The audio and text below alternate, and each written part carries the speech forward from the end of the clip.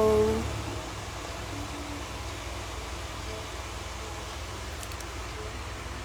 guys.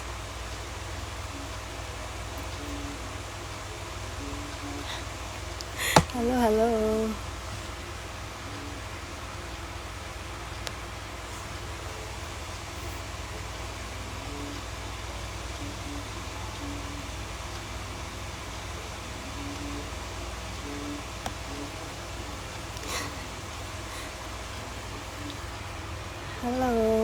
Halo semuanya.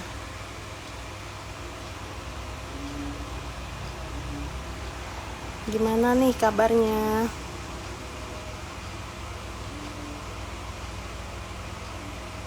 Oke, pada dari mana aja nih? Udah pada kenal aku semuanya? Halo guys. Oke, kalau gitu aku kenalan dulu deh ya. Halo semuanya, kenalin. Buat yang belum kenal aku, kenalin aku Asri. Di berteman tuh aku tutor TOEFL gitu. Halo, wah dari seluruh Indonesia nih ya. Tadi udah dari Medan, ada yang dari Makassar, kemudian mana lagi nih? Dari Lombok, dari Bojonegoro. Wow, bener-bener beragam ya teman-teman kita di sini. Oke, kira-kira udah pada tahu belum sih malam ini kita tuh mau ngapain? Kira-kira udah pada tahu belum malam ini kita mau ngapain?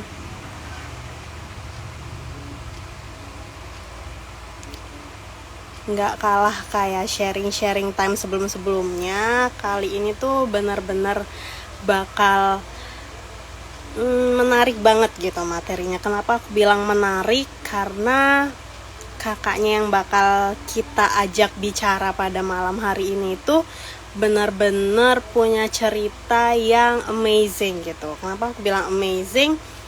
Jadi dari judulnya aja udah kelihatan ya guys. Jadi kita mau sharing terkait gimana sih caranya kok bisa kakak yang nanti bakal kita ajak ngobrol ini tuh kok bisa lulus one shot di 2 PSPPA yang keren gitu. Bukan yang ecek-ecek, nggak ada sih yang ecek-ecek ya. Semua PSPPA di Indonesia tuh pasti keren-keren gitu. Di univ besar di Jawa Barat gitu.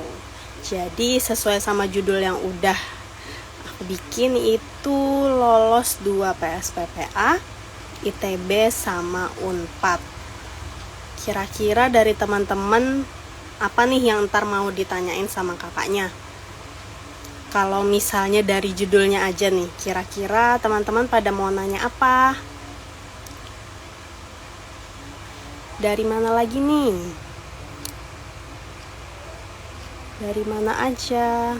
Tadi udah sampai Jawa Timur, udah dari Pulau Sumatera ke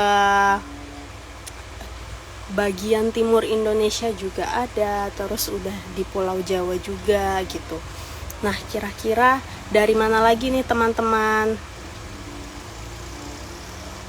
Halo semuanya. Oke. Tips belajarnya. Selain itu mau nanya apa lagi? Tips belajar dari kakaknya, benar. Itu penting banget gitu. Buat bisa lulus PSPPA di 2 kampus bergengsi Indonesia gitu ya. Kira-kira tips belajarnya apa? Terus mau nanya apa lagi? Apa aja yang harus dipersiapkan? Oke, selain itu apa lagi? Ada yang mau tanya-tanya lagi? Kira-kira ada lagi nggak?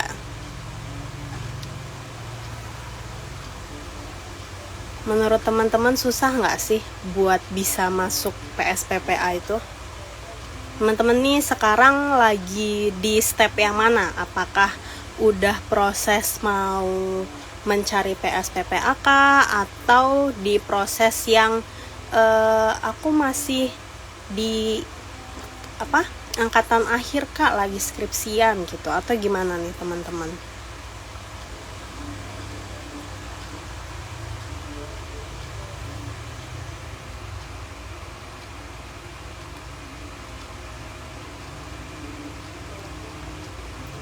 Oke, bentar lagi kita undang kakaknya ya. Sabar dulu, kita tunggu teman-teman yang lain buat join dulu biar nanti nggak ketinggalan gitu.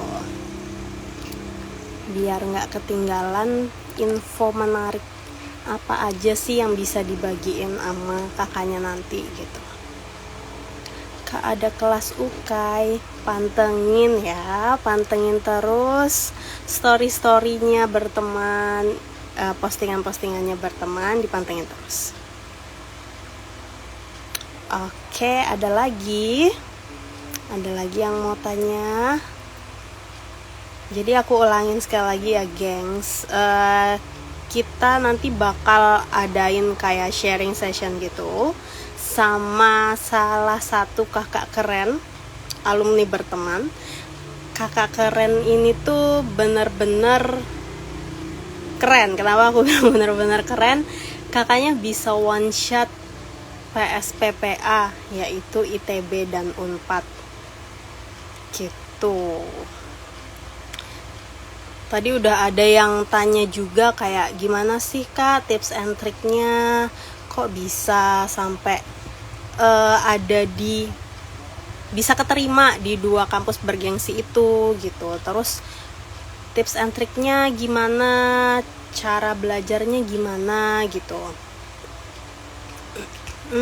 Oke.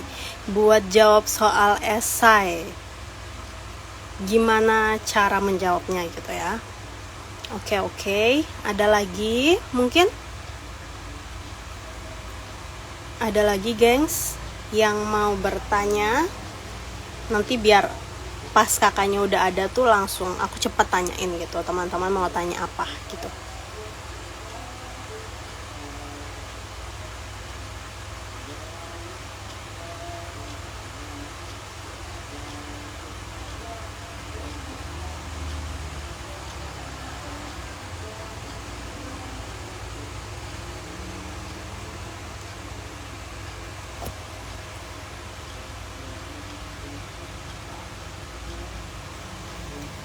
Oke, yuk diajakin teman-temannya buat ikut sharing malam hari ini.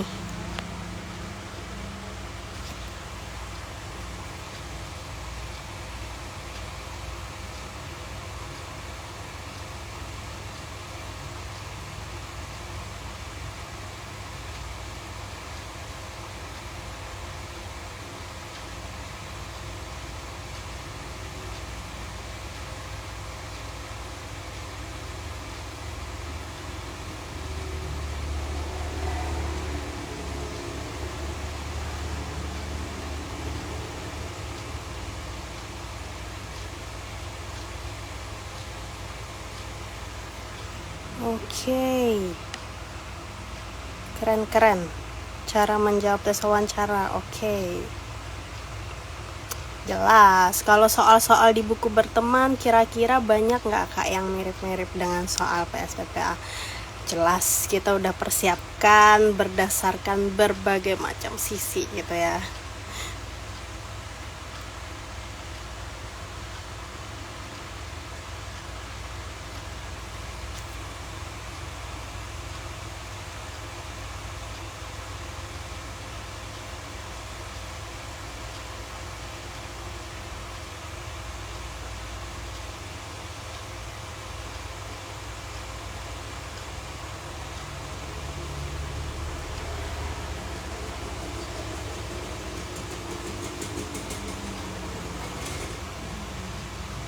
Oke. Siap-siap ya gengs, kita undang kakaknya dulu.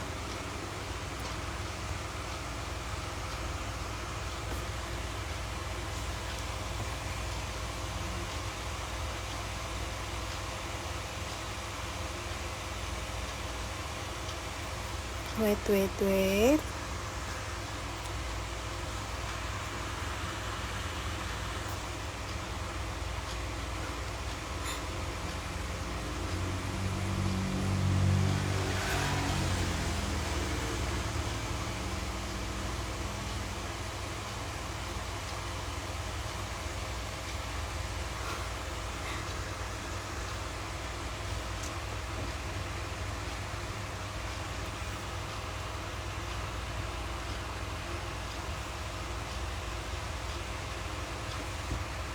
Ada lagi yang mau bertanya sesuatu?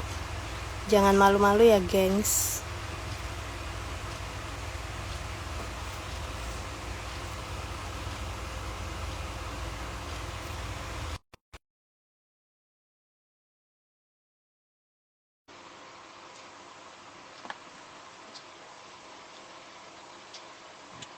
Oke, halo Kak.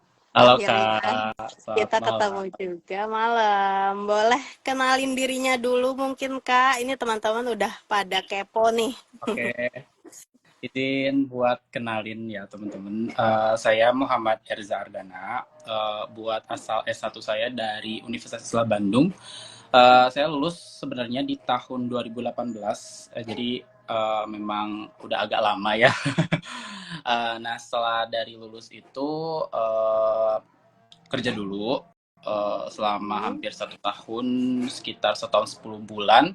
Baru dari situ udah ada nih kedepannya kayak udah ngentuin uh, gimana kedepannya buat yaitu salah satu pilihannya yaitu buat masuk program PSPA gitu kan. Gitu sih Kak. oke. Perkenalan cukup kali ya. Mungkin kesibukannya sekarang jadi ngapain Untuk nih Kak? kesibukannya sekarang sebenarnya lagi tadi baru dibagi tempat PKPA sih Hmm, tadi. oke oke. Udah terus udah mulai mau masuk di tempat PSPA-nya, udah mau mulai kuliah Mm-mm. di insya Allah di bulan depan tanggal 9 gitu. Oke, semangat Kak. Ya, Mungkin aku mau mau tanya-tanya sedikit kali boleh ya. boleh. Gimana sih Kak ceritanya kok bisa tuh lolos dua PSPPA sekaligus gitu, PSPA ITB sama Unpad gitu. Oke, asalnya kan memang pas awal tuh milih cuma satu kan. Asalnya mau di Unpad waktu itu. Cuman kan waktu itu kan pernah dikasih tahu sama berteman kalau misalnya kita tuh harus punya yang namanya pilihan kedua biar kayak nggak bingung lah kalau misalnya salah satu nggak ada yang diterima gitu kan. Jadi kita sebenarnya memang bagus sih punya pilihan antara A, B sama C gitu kan. Udah gitu dari situ kan asalnya agak kurang ragu gitu ya, takutnya gak keterima dua-duanya atau gimana gitu kan. Cuman ya memang kita harus punya keberanian dalam diri sendiri ya, jadi memang kita tuh harus tegas sama diri kita sendiri, harus tahu pilihan kita tuh mau kayak gimana ke depannya. Terus dari situ ya mulai cobalah pilihan keduanya di ITB itu kan. Sebenarnya di ITB tuh kayak nggak tahu gitu ya bakal keterima atau enggak gitu kan. Soalnya ya dari segi soalnya juga kan beda-beda gitu terus dan penilaian juga kita nggak dikasih tahu sama pihak ITB-nya gitu. Nah dari situ ya udah mulai beraniin buat daftar di dua tempat tersebut. Sama pilihan ketiganya itu ada di kampus swasta yang lain. Saya nggak sebut tempatnya, cuman pilihan pertama yang kedua itu di Unpad dan di ITB gitu. Terus ya paling penting juga kita harus tahu dulu ya yang namanya persyaratan-persyaratan gitu kan, persyaratan-persyaratan yang apa aja sih yang dipakai atau yang harus disiapin baik itu di ITB atau di Unpad. Biasanya kita harus tahu dulu kayak searching itulah kalau misalnya di ITB kita bisa lihat di admission.itb.ac.id. Kalau di Unpad itu SMUP Unpad kalau nggak salah. Iya di SMUP Unpad. Nah, kalau misalnya Unpad ini memang agak panjang ceritanya gitu kan. Jadi memang kita harus persiapin lebih mateng gitu kan dan waktunya juga cukup soalnya persyaratannya cukup banyak kayak dari mulai tes TOEFL gitu kan terus TPA juga gitu kan. Kalau misalnya dari segi ITB itu kan di sisi ITB mah kalau ITB cenderung lebih nggak terlalu ribet buat persiapan dari apa aja yang harus disiapin gitu buat nanti tesnya gitu kan. Yang paling ITB tuh uh, lebih mudah sih kalau kata aku mah buat si persiapannya gitu nggak dibandingkan Unpad gitu kan. Nah kalau misalnya ITB cuman untuk yang paling krusialnya itu adalah kita harus punya yang namanya eh yang namanya tuh kayak BPJS gitulah, pokoknya apa sih disebutnya, asuransi ya gitu kan. Nah, itu yang harus kita punya gitu kan. Ya, ada syarat-syarat tertentu, jadi nanti pantengin aja di setiap web-webnya, mau itu ITB atau Unpad atau yang lainnya, pastiin ya dicatat gitu kan, untuk apa aja sih yang harus disiapin dan jangan sampai kelewat gitu kan. Dan itu juga kan jadi takutnya ngehambat buat nanti kita buat daftar di tempat yang kita mau gitu. Itu sih Kak. Terus Oke. Apalagi? udah coba aja. Oke, terus gimana ya? Kan tadi kakak udah kayak, oh jadi awalnya itu kalau dari yang aku tangkep ya, kakak Hmm, itu nargetin Unpad dulu ya, nih, gitu. Nargetin Unpad dulu, terus kayak setelah ibaratnya dapat masukan gitu dari berteman, terus Kak jangan satu aja dong gitu. Tolong tambahin satu opsi lainnya gitu ya, ya, supaya kalau misalnya ada plan E, ada plan B-nya gitu, ada C, betul. D, E, dan segala macamnya Hmm, gitu kan. Jadi kayak, oh oke, dari Unpad dulu, ya udah deh, nothing tulus aja lah, udah kejar ITB juga. Jadi sekalian hmm, dua-duanya gitu ya. Terus tadi udah dikasih info-info sedikit juga, setidaknya kita tuh harus tahu loh apa aja persyaratannya, rajin-rajin ngecek web dari kampusnya gitu kan, buat tahu betul. kira-kira persyaratan yang dibutuhin apa aja. Terus kalau pertanyaan aku nih ya buat kakak, misalnya kita kita lebih baik mana sih? Apakah aku tanya langsung ke kakak yang udah lulus gitu, atau mending cek di webnya sendiri? Kira-kira gimana menurut kakak? Gimana Kak? Boleh diulang? Maaf. Apakah aku tuh perlu aku tanya ke kakak nih yang saat ini lagi berkuliah di Hmm, tempat PSPPA itu hmm. tuh, atau aku ngecek aja di webnya, kira-kira lebih bagus mana sih gitu? Lebih bagus dua-duanya sih. Jadi kayak yang satu kan kita misalnya udah cek di web, tapi kita Mm-mm, butuh ada suatu pertanyaan yang masih ada di otak gitu kayak ini teh gimana ya, ini tuh gimana mm-mm, ya. Nah, mm-mm. kita kan bisa ngebantu, bisa tahu jawab pertanyaan itu jawabannya gimana dengan menanyakan ke seseorang yang udah lolos gitu dari salah satu PSPA yang dituju gitu kan. Nah kayak gitu sih kalau misalnya saran aku. Jadi memang kan pasti alumni-alumni dari S1 kalian juga pasti ada kan yang misalnya sama nih tujuan PSPA-nya dan alumni kalian udah masuk atau lulus atau sebagainya, ya jangan malu untuk bertanya gitu kan. Karena kan ya nggak ada salahnya juga kan kita buat bertanya gitu kan, biar nggak kita salah atau nggak so tahu gitu kan. Takutnya nantinya jadinya ada salah atau gimana yang jadinya ngehambat kita buat masuk atau daftar ke salah satu PSPA yang dituju gitu. Oke, terus mungkin tips and trick kak, tips and trick selama memperjuangin buat masuk PSPPA tuh gimana gitu?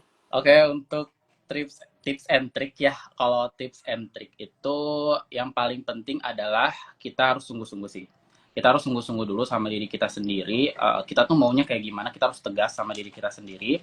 Maunya kayak gimana? Kedepannya bakal kayak gimana? Kita tuh harus benar-benar tahu gitu. Semuanya gitu. Semuanya itu kayak bakal kayak gimana gitu. Terus dari metode belajar. Kalau dari metode belajar kan setiap orang-orang pasti berbeda ya. Ada metode belajarnya A, B atau C gitu kan. Nah, dari metode belajar itu kalau misalnya menurut aku ya, kalau misalnya kalian cocok dengan metode belajar A, ya udah metode belajar A, jangan nggak usah ngikutin metode belajar si ini, si ini, si ini gitu kan. Soalnya kenapa? Karena kalau misalnya kita ikutin dari metode belajar yang si A atau si B itu belum tentu cocok buat kitanya gitu. Jadi yang paling penting sungguh-sungguh sama metode belajarnya. Kalau misalnya kalian udah cocok dengan metode belajar tersebut, ya udah lanjutin aja. Terus yang paling penting juga kita harus yang namanya review dan latihan soal yang banyak. Kalau bisa yang banyak lah. Buat review ini kan berteman ini udah nyediain loh, nyediain yang namanya sarana gitu kan, sarana buat kita nge-review materi-materi pas kita S1 gitu kan. Di sini udah kayak kamu mau yang langsung ya udah ada gitu yang bagian live-nya. Kalau misalnya kamu mau yang lebih fleksibel gitu ya ikutnya yang rekaman gitu kan. Nah, di sini juga berteman juga kan udah ngasih juga kan latihan soal kayak gimana gitu kan. Nah, di situ juga bisa ngebantu. Terus berteman juga udah ngasih sarana kayak buku-buku yang mereka produksi juga kan pasti ada soal-soalnya gitu kan. Terus yang paling krusial adalah ibadah sih. Ibadah dan berdoa itu wajib, yang namanya kita seorang manusia yang agamis, ya kita harus yang namanya minta pertolongan ke Tuhan kita gitu kan. Dan intinya juga kita harus minta restu sama orang tua untuk tips and triknya itu juga itu juga paling penting. Tapi untuk ya buat si segi belajar ya, kalau misalnya dibahas dari segi belajar, ya tadi intinya kalau misalnya kalian udah cocok dengan metode belajar itu atau metode belajar kalian, ya udah gak apa-apa, gak usah ngikutin metode belajar si A, si B, si C. Tapi kita juga harus yang namanya sungguh-sungguh dalam melakukan sesuatu gitu. Misalnya kita mau belajar, ya belajar kita harus sungguh-sungguh gitu loh. Terus kita misalnya ngambil berteman APT, lesnya gitu kan, bimbelnya. Ya kita juga harus ngelakuin itu dengan sungguh-sungguh, kayak ngikutin latihan soalnya, tanya jawabnya, terus kayak nonton video-videonya. Kalau selagi ada dikasih kesempatan untuk bertanya, ya kalian tanya aja apapun itu gitu. Ya kalau misalnya kalian nggak ada pertanyaan, ya cari aja gitu yang bisa ditanyain gitu. Yang penting kalian menggunakan semua sarana-sarana yang kalian udah tentuin sebelumnya dengan baik dan sungguh-sungguh. Itu sih kalau dari aku. Oke, berarti emang kita tuh harus tahu gimana sih pola belajar kita gitu ya. Pola Betul. belajar kita gimana, terus doa, ibadah, minta restu, sama melakukan hal yang baik-baik lah gitu ya ke sekitar. Iya. Terus tadi tuh ditanya juga, ada yang nanya juga nih Kak, kalau Kakak cara belajarnya gimana gitu. Untuk cara belajar aku sih, kalau aku ya tipenya adalah misalnya aku nggak tahu nih satu materi yang, maksudnya lupa nih sama satu materi. Nah, aku pertama diingat-ingat dulu kayak latihan soal dulu nih sebelum, jadi kayak pretest gitulah. Kalau misalnya aku masih ingat dan ada yang nggak tahu, nah berarti aku tahu dong minus aku tuh di mana gitu. Oh berarti aku nggak paham di bagian materi ini gitu. Nah udah gitu ya aku baca lagi materinya. Terus biasanya aku sambil nulis. Soalnya aku memang orangnya kalau misalnya nggak ditulis itu nggak akan ingat. Terus udah ditulis nanti aku hafalin lagi gitu kan. Pakai kayak ngomong sendirilah kalau misalnya itunya gitu kayak terus udah dari situ misalnya udah mantep nih. Oh oke, aku udah bisa nih di bagian materi ini, aku udah jago nih. Dicoba lagi di post test, kayak nyari-nyari soal-soal tentang itu gitu kan. Kayak apa, ditulisin lagi, maksudnya kayak pertanyaannya tentang apa. Oh berarti udah bisa jawab, berarti oke tuh udah lulus lah ininya, belajarnya. Terus kalau aku juga biasanya minta tolong temen sih. Jadi kelompok belajar itu sebenarnya paling penting sih kalau kata aku ya. Soalnya biar bisa saling ngebantu juga. Kalau misalnya kita pemahamannya A, ternyata teman kita pemahamannya B, nah kita bisa saling diskusi gitu. Nah, jadi dari teman juga kita bisa saling ngebantu gitu kan. Bisa saling misalnya menalarkan dari materi yang udah dihafalin, terus minta tolong tes ini si materi ini gitu. Kayak gitu sih kalau aku untuk metode belajar. Mungkin sebelum bertanya lebih lanjut, kayak kira-kira dari kan kakak nih daftar 2 atau mungkin ada lagi ya opsi lainnya tuh. Terus Ya. kakak akhirnya memantapkan satu pilihan setelah keterima dua-duanya tuh kakak pilih yang mana? Alhamdulillah jadinya aku pilih di ITB, di Institut Teknologi Bandung.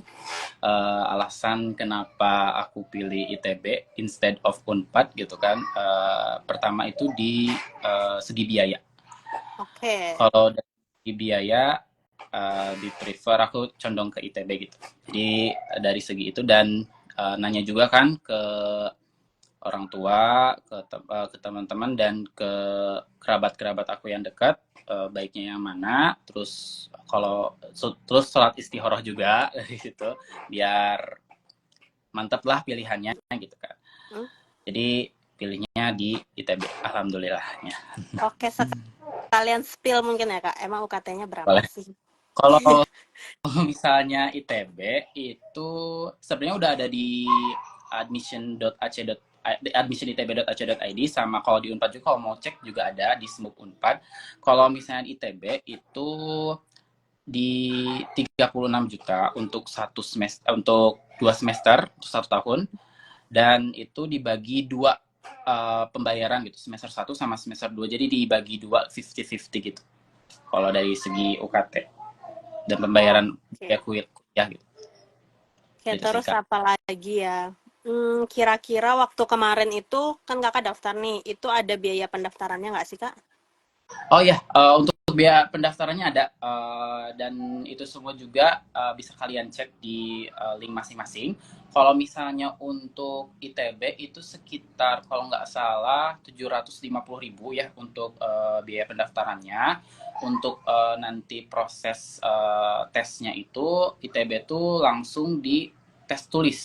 Jadi tes CBT waktu itu CBT ada PG juga ada esai. Jadi soal-soalnya mix gitu ya dan jumlah soalnya itu setiap materi setiap KBK kan ada KBK 4 KBK ya, KBK bahan alam, farmakologi, farmasetika sama farmakokimia. Nah, itu jumlah soalnya tergantung tergantung ITB yang ITB kasih gitu. Dan itu selalu ada yang namanya PG dan esai. Terus kalau misalnya untuk Unpad itu sekitar 650.000. 650.000 tapi untuk tesnya itu dibagi dua, ada tes wawancara sama tes CBT. Nah, CBT-nya ini campuran. Jadi 4 KBK dibuat dalam 50 soal, PG semua, nggak ada esai. Ada juga tuh tadi Kak pertanyaan, gimana sih Kak caranya buat ngejawab soal esai Oh, kayak gitu? oke. Kalau misalnya untuk menjawab soal esai, kita harus tahu dulu apa yang ditanyain dari si esai tersebut. Misalnya kayak contoh, misalnya esainya itu nanyain, biasanya studi kasus gitu ya. Contohnya kayak studi kasus yang farmakologi, misalnya dikasih tahu studi kasusnya kayak gimana. Nah, kalian harus tahu dulu apa yang ditanyakan. Kalau misalnya yang ditanyakannya itu misalnya adalah contoh kayak gimana sih prinsip terapi dari suatu penyakit tersebut, ya udah jelasin. Nanti kalau misalnya ada pertanyaan lagi ya udah jelasin aja. Tapi sebisa mungkin setiap penjelasan itu nyambung satu sama yang lainnya gitu. Itu sih kalau untuk menjawab esai dan memang butuh penalaran yang cukup baik ya buat esai itu karena kan dinilai dari bagaimana cara kita menjawab soal itu dengan baik dan benar dan penyusunan katanya juga harus baik dan benar. Untuk esai kayak gitu.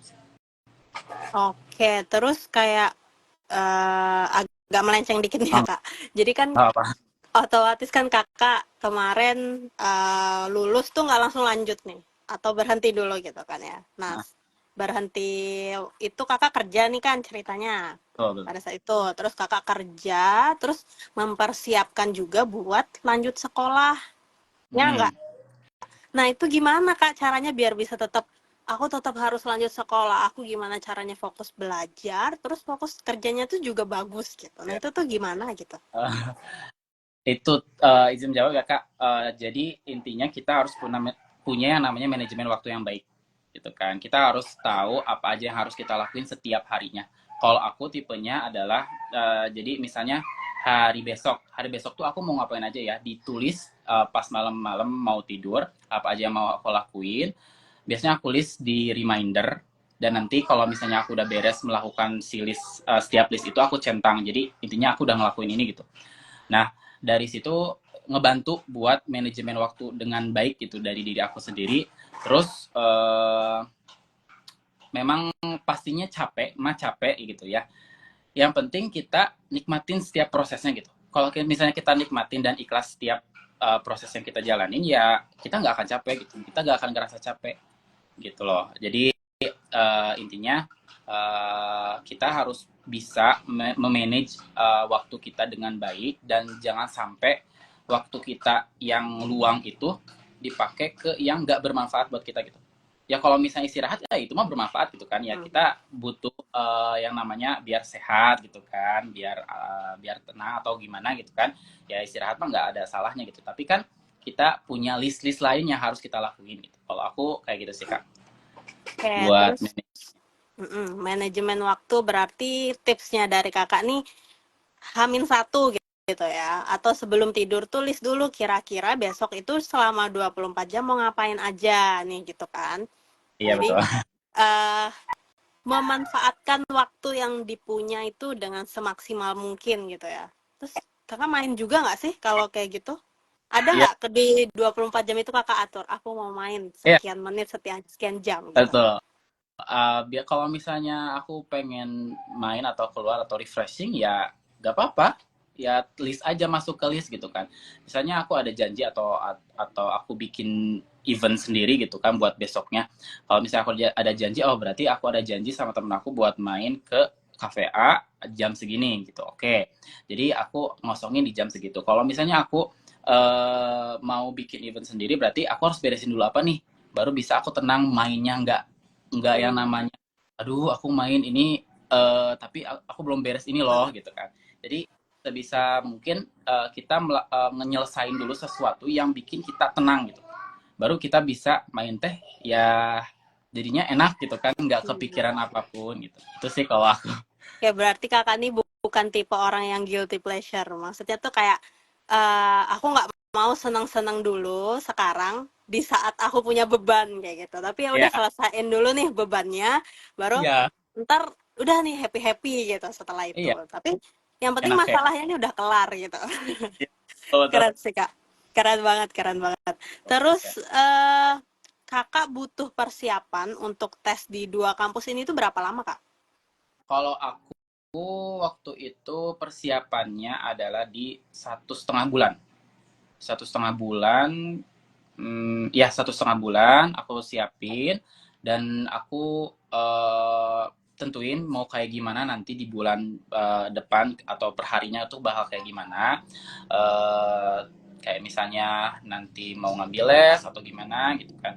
Nah waktu itu kan ngambil les juga ya di berteman itu udah masuk rencana. Aku ngambilnya yang waktu itu yang video, yang rekaman. Karena kenapa? Karena biar lebih fleksibel aja gitu buat akunya, buat bisa belajarnya. Karena kan ada list-list yang lainnya gitu kan yang harus aku lakuin.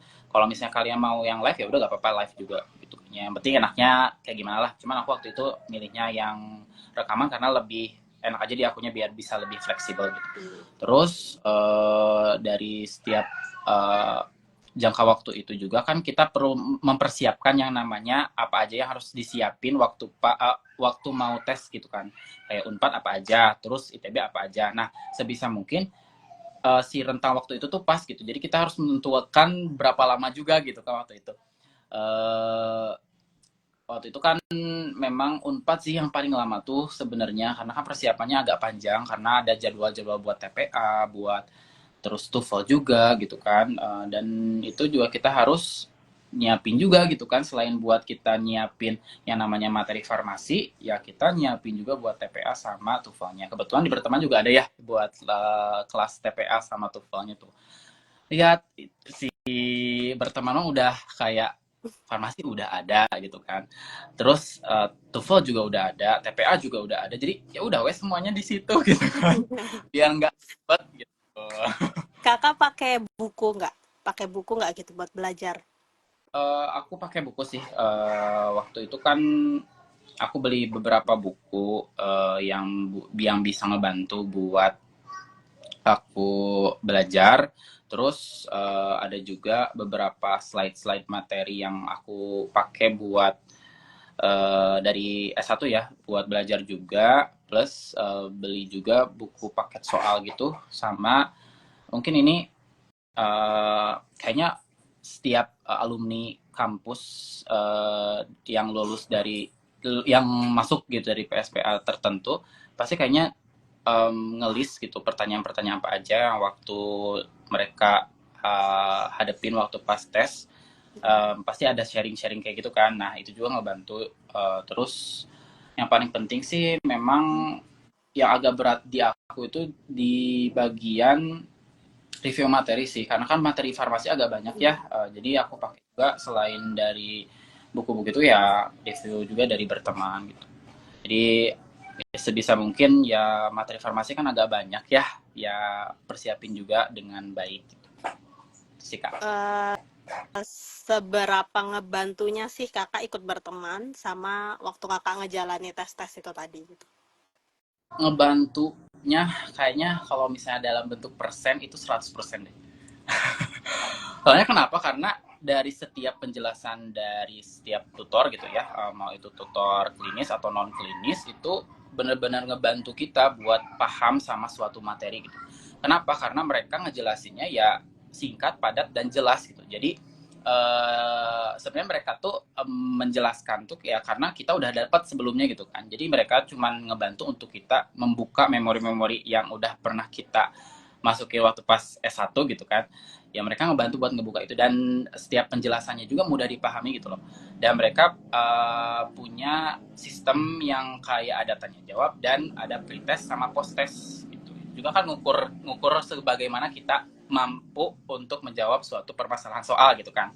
Apa kita hafal sama materi itu atau enggak, atau kita bisa atau enggak sama materi itu kan jadi ngebantu gitu. Oh berarti aku minusnya di materi ini nih, berarti aku harus sungguh-sungguh di materi ini gitu. Jadi sebenarnya untuk ya berteman ini benar-benar ngebantu banget banget banget aku buat belajar dan review materi dan ngebantu waktu pas aku tes di ITB ataupun di Unpad. Oke, berarti kemarin itu ada tes TPA TOEFL-nya juga nggak kak di ITB sama Unpad? Kalau ITB nggak ada, ITB pure yang namanya tes kefarmasian aja. Kalau misalnya Unpad itu ada. Jadi bukan ada sih, jadi kayak kita tuh kan harus dipersyaratan punya sertifikat TOEFL sama TPA. Nah, Unpad tuh ada menyediakan layanan kayak tes TOEFL di Unpad, tes TPA di Unpad. Jadi sebenarnya itu juga masuk ke dalam tes masuk apoteker juga kan jadinya.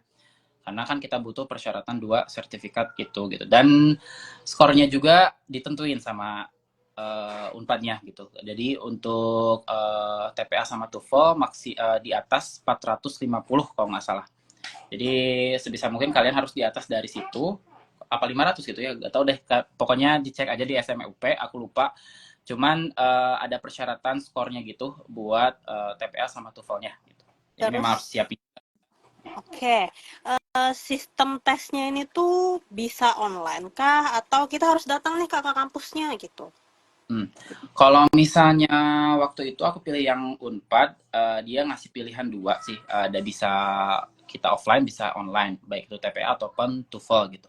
Jadi kalian kalau misalnya agak jauh dari rumah, bisa pilihnya yang online. Dan ini juga nggak cuma di Unpad gitu. Jadi Unpad tuh ada afiliasi sama TPA sama TOEFL-nya tuh bisa tesnya di misalnya di UGM juga bisa gitu kan, ambil yang di UGM gitu atau di instansi yang lain juga bisa, tapi aku biar gampang yang ambilnya yang dari Unpad aja gitu kan, biar nggak ribet lah intinya mah.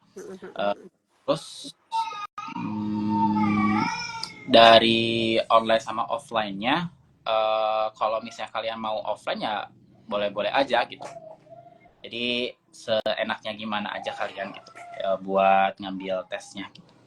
Oke, Gitu sih kak. biasanya pendaftarannya itu tuh berapa berapa kali dalam setahun gitu kak? Atau ada waktu-waktu tertentunya nggak sih buat Ada pendaftarannya ini? tuh.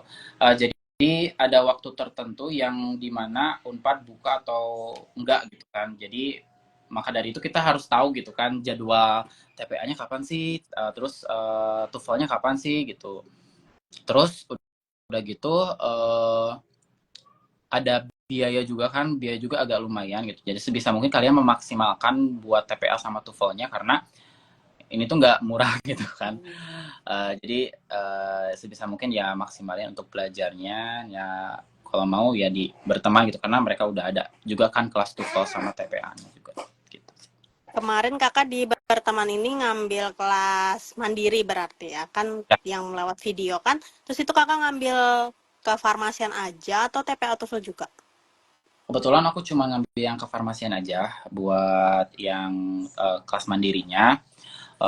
Aku waktu itu untuk kelas TPA sama TOEFL-nya belajar mandiri sih sebenarnya. Jadi lebih ke ngebantu di latihan soal aja sih waktu itu, sama review-review beberapa materi-materi yang TOEFL sih. Cuman kalau TPA kan yang paling penting sih di latihan soalnya ya, bentuk soal-soalnya kayak gimana aja gitu kan. Ya gitu sih kalau aku.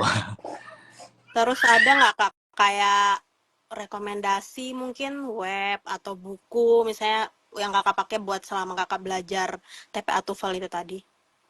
Kalau misalnya eh, buat TOEFL, aku waktu itu ngambil yang gratisan dari Instagram. Jadi biar ngukur lah kalau misalnya aku tes untuk TOEFL berapa nih untuk skornya kalau aku belajarnya cuma segini gitu. Jadi kayak trial and error lah. Kalau misalnya TPA waktu itu aku beli kayak ebook gitu, sama TOEFL-nya juga sama beli ebook gitu dari toko sebelah.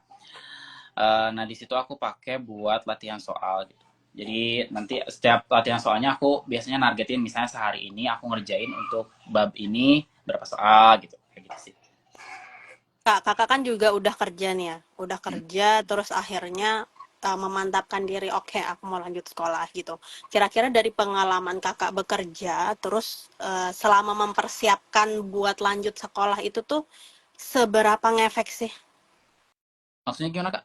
Seberapa ngefeknya gitu? Biasanya kan ada juga tuh pertanyaan, misalnya pertanyaan waktu kita wawancara, ada nggak ditanyain pengalaman kerja mungkin atau gimana gitu? Uh, Kalau misalnya dari aku kerja dulu itu benar-benar ngebantu di kayak nambah value sih, nambah value ke diri sendiri. Soalnya waktu pas aku wawancara di Unpad itu juga ditanya apa kelebihan sama kekurangan kamu gitu kan. Terus ya aku masukin yang namanya kelebihannya yang aku udah kerja gitu kan. Berarti itu juga ditanya juga waktu pas itu sama dosennya, kamu kerjanya di mana, udah berapa lama, itu juga ngebantu sih sebenarnya.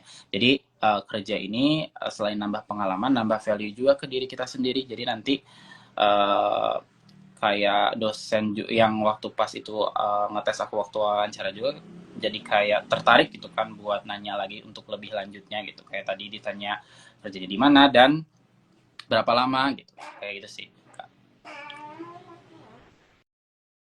Oke, terus akreditasi nih ya Kak, akreditasi kampus Kakak waktu S1, terus buat Kakak daftar buat lanjut ke PSPPA itu ngaruh nggak sih Kak?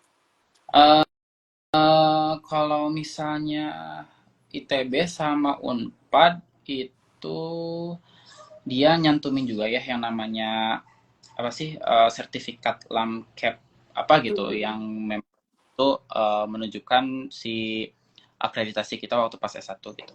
Jadi sebenarnya ada yang nyantumin harus minimal akreditasi apa, ada juga yang enggak gitu. Kalau ITB sama Unpad kalau nggak salah enggak sih. Jadi aku kan di Unisba akreditasinya juga baik. Jadi sebenarnya asalkan kita mau ke situ dengan sungguh-sungguh, ya udah gitu. Persiapannya pas, ya udah kita nggak usah bingung akreditasi aku kayak gimana ya gitu. Yang paling penting adalah kita yakin sama diri kita sendiri sih. Terus butuh surat rekomendasi nggak Kak? Rekomendasi Oh, waktu dari dosen gitu. kalau surat rekomendasi ITB sama Unpad pakai aku waktu itu. Jadi biasanya ngambil dari fakultas, dikasih dari fakultas gitu. Minta Ada tips dan trik nggak Kak buat itu? buat mintanya gitu. Iya, maksudnya kira-kira nih bakal lolos nih kalau yang ngasih dosen dengan jabatan tertentu misalnya atau ya udah terserah aja gitu. Oh, sebenarnya buat si surat rekomendasi itu juga ngebantu sih sebenarnya. Ngebantu kayak ya kalau misalnya nggak ada nggak apa-apa, tapi kalau misalnya ada lebih baik kayak gitu sih.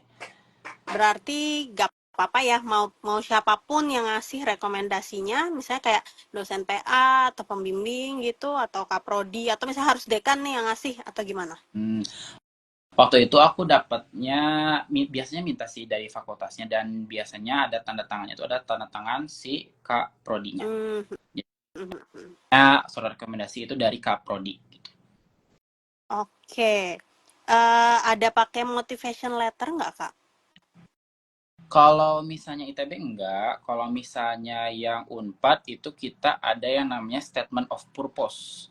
Jadi Hmm. di statement of purpose itu kita ngetik kayak udah ditentuin sih apa aja yang kita masukin di statement of purpose itu atau SOP itu apa aja yang kita cantumin di dalam SOP itu. Di situ juga biasanya ada yang harus nyantumin motivasi kamu buat masuk ke Unpad itu apa sih gitu. Kayak gitu sih contohnya kayak buat di dalam SOP. Jadi selain kita nyiapin yang TPA TOEFL dan lain-lainnya, kita juga harus bikin yang namanya SOP atau Statement of Purpose. Jadi nanti kalian cek aja di setiap webnya dan harus tahu apa aja gitu. Tips and trick buat bikin itu gimana, Kak? Buat bikin Uh, motivation letter, SOP itu tadi.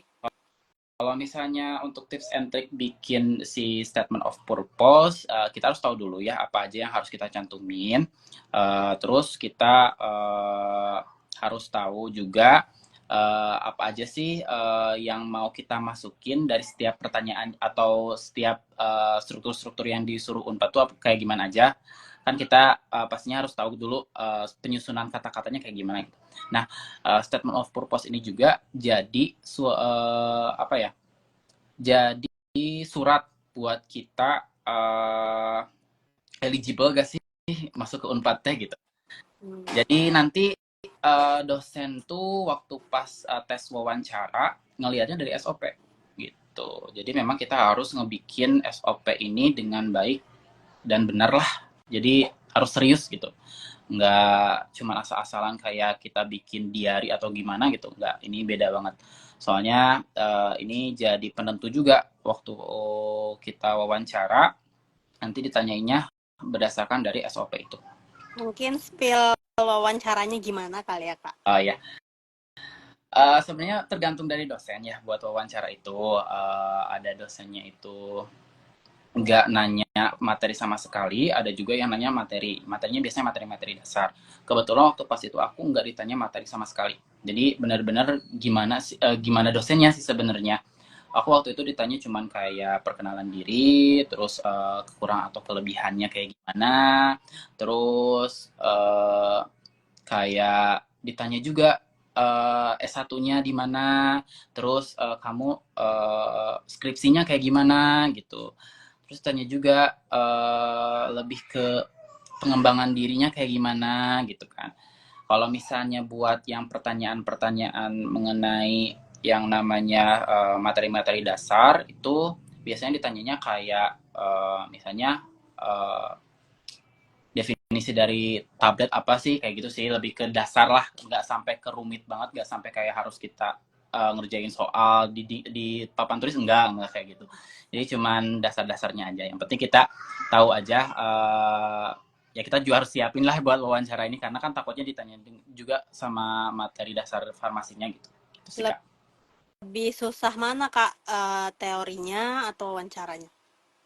Sebenarnya kalau misalnya dari segi susahnya waktu kemarin eh, apa ya, kalau dari wawancaranya sih soalnya kan kita nggak tahu ya Oh. dosen bakal nanyanya, jadi kita nggak bisa memperkirakan pertanyaan-pertanyaan apa aja yang bakal dosen kasih waktu pas kita wawancara gitu. Kalau misalnya tes tulisnya kan kita bisa ngira-ngira gitu kan dari latihan-latihan yang sebelumnya kan, yang penting di setiap ujian tulis di Unpad itu pasti memuat 4 KBK tadi gitu. Hmm. Jadi kita dan itunya juga pilihan ganda gitu yang pasti udah ada jawabannya gitu kan, udah dikasih jawabannya. Tapi yang paling challenging itu adalah di wawancaranya karena kita nggak tahu dosen bakal nanya apa gitu.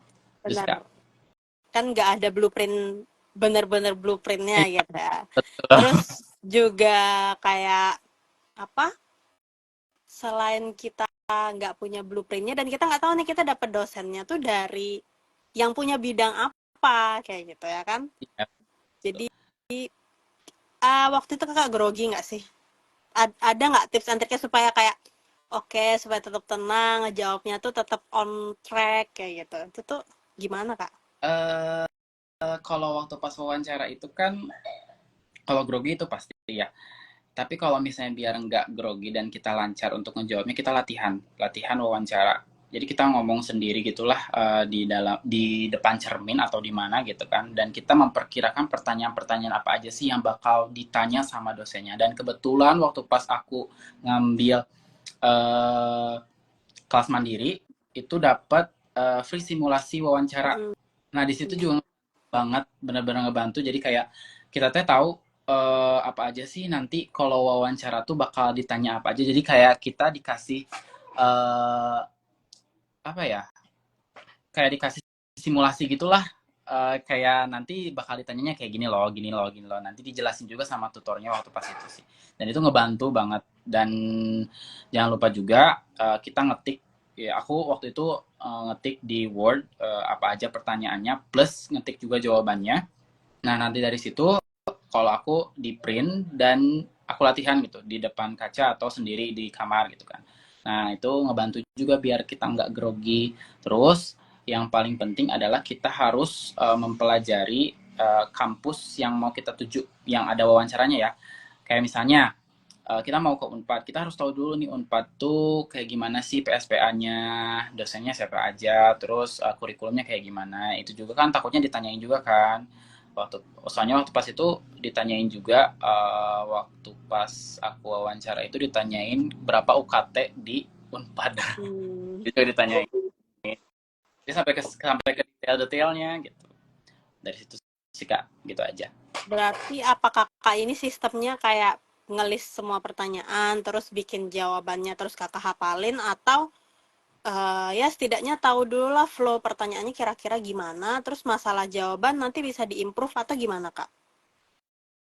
Kalau aku di list pertanyaannya, misalnya apa aja sih yang bakal ditanyain waktu nanti wawancara, aku ketik pertanyaannya, terus jawabannya aku ketik juga. Terus sampai memang aku gak punya ide lagi atau gak tahu apa lagi yang harus dosen bakal tanyain nanti, ya udah di situ dulu gitu, stop dulu. Tapi kalau misalnya tiba-tiba ingat, oh takutnya ditanya ini, ya udah ketik lagi aja gitu kan. Nah dari situ aku langsung hafalin dari setiap pertanyaannya, cara ngejawabnya kayak gimana sih, flow-nya kayak gimana sih gitu kan. Dan misalnya ditanya kayak kelebihan sama kekurangan kamu kayak gimana, oh cara ngejawabnya tuh harusnya kayak gini loh yang baiknya gitu. Nah, kayak gitu sih Kak kalau aku. Oke, terus kan waktu itu kakak berarti sistemnya kayak grup gitu ya, grup belajar gitu ya. Ya betul, itu grup belajar benar-benar ngebantu. Nah, terus grup belajar kakak itu apa kayak emang teman-teman kakak sendiri atau misalnya sebenarnya nih teman-teman yang udah lulus lagi sekolah PSPA gitu kakak ajakin belajar atau ya udah kakak cari yang benar-benar teman-teman yang mau masuk PSPA terus belajar bareng apa gimana kak? Aku ada dua kelompok belajar sih sebenarnya. Yang pertama kelompok belajarnya yang memang bareng-bareng kita mau masuk ke salah satu PSPA yang kita tuju. Yang kedua itu aku dibantu juga belajarnya sama mahasiswa teman aku ya, mahasiswa PSPA Unpad waktu itu. Jadi di situ juga dibantu gitu apa aja sih yang harus disiapin. Terus dibantu juga kalau misalnya yang sama-sama masuk Unpad waktu itu mau masuk Unpad, kita kan jadinya saling diskusinya lebih enak gitu kan, karena kan kita satu tujuan gitu. eh jadi itu sebenarnya ngebantu banget, jadi kita kayak nge-review juga materi-materi yang kita sebelumnya udah kita pelajarin gitu dari diskusi itu tuh ya. Jadi intinya kalian harus punya kelompok belajar guys. Kalau misalnya nih kak eh susah kak cari kelompok belajar, kakak punya ide nggak atau tips and trick gitu kayak gini loh caranya buat nyari kelompok belajar gitu. hmm, Kalau misalnya kalian benar-benar gak ada, kalau Oke, kak, halo maaf ya Kak, tadi ada ya kendala teknis nggak sedikit. apa-apa, santai aja. Oke, boleh lanjut lagi tadi Kakak jawab apa tuh dari yang aku tanyain? Pertanyaannya Yang terakhir tadi yang terakhir apa tuh sih? aku juga lupa. Oke, kalau gitu anu aja deh. Kira-kira kakak kemarin waktu TPA TOEFL-nya itu dapat nilai berapa? Oke, oke, spill nilai ya, ini Ya, spill. ya, udah mulai spill nilai ini. Kalau misalnya di TOEFL aku di 526, untuk di TPA aku di 542 kalau nggak salah. 540-an lah. Oke, keren, keren. Terus, lagi-lagi ada yang nanya surat rekomendasi itu penting nggak sih, Kak? Kalau misalnya kalian bisa untuk melampirkan surat rekomendasi, baik itu di PSPA yang mau kalian tuju, masukin aja. Maaf. Jadi kalau misalnya kalian bisa buat ngelampirin itu ya lampirin aja. Kalau misalnya nggak bisa juga nggak apa-apa gitu. Oke, statement of purpose tadi tuh, Hmm. statement of purpose. Nah, kira-kira tuh gimana yang kakak masukin tuh apa gitu? Jadi di statement of purpose itu yang dimasukinnya tuh udah ditentukan template-nya sama unpadnya. Jadi kita tinggal ngerangkai kata-kata dari template itu sebaik mungkin dan dengan rangkaian kata yang baik gitu. Jadi, soalnya nanti dari SOP itu kan kita tuh eligible nggak sih masuk ke masuk ke Unpad gitu kan. Jadi memang nanti template-nya biasa udah dikasih tahu sama Unpadnya, nanti kita tinggal ketik aja sesuai dengan template yang udah ditentuin sama Unpad. Itu Kak. Oke, mungkin kalau apa ya, kan ini banyak nih teman-teman yang baru mau lulus mungkin Hmm, atau udah kayak di tahap akhir lagi oke. mempersiapin siap-siap buat masuk PSPA. Kakak punya nggak kesan pesan atau kata-kata sedikit motivation buat mereka gitu? Mau klarifikasi dulu ini mah. Tadi itu Boleh. aku lulusnya di tahun 2022 ya, bukan 2018. Jadi 2018 itu angkatannya. Buat kalian yang lagi nyusun skripsi, terus buat kalian yang lagi mau berjuang untuk masuk PSPA di tempat yang kalian inginkan, pokoknya you guys are doing great. Jadi sebisa mungkin kalian harus yakin sama jalan kalian masing-masing. Semua orang itu punya jalan masing-masing. Ingat, kita nggak boleh maksain kita harus sama jalannya sama si A atau sama si B. Kita tuh punya jalan masing-masing loh. Kalau misalnya kalian beres lulus mau kerja, ternyata dapatnya kerja, ya udah nggak apa-apa. Kalau kalian ternyata dapatnya rezekinya adalah buat lanjut PSPA lagi, ya udah nggak apa-apa gitu.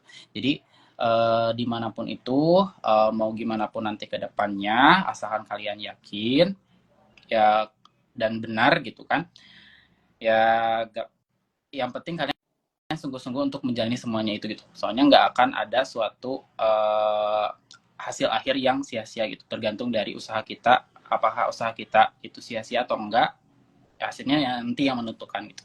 Itu sih Kak, jadi ya intinya buat kalian semangat sama lakuin setiap uh, yang mau kalian lakuin ke depannya itu dengan sungguh-sungguh. Itu sih yang paling penting. Sungguh-sungguhnya. Oke, jadi intinya kembali lagi ke niat awalnya apa, sungguh-sungguh Betul. dulu, terus yang ya yakin aja gitu, nothing tulus kerjain semuanya all Betul. out gitu.